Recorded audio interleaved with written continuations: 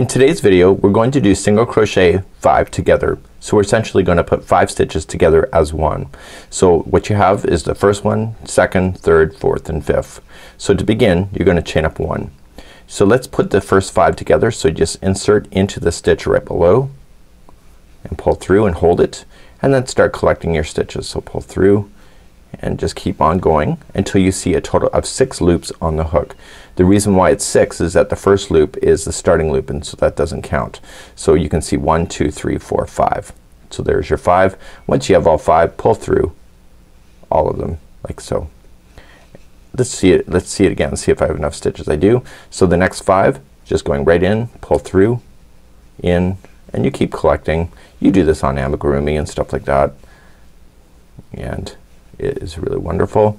Once you get your 6 loops back on your hook, just like you see, yarn over, pull through all of the loops, and that is single crochet 5 together.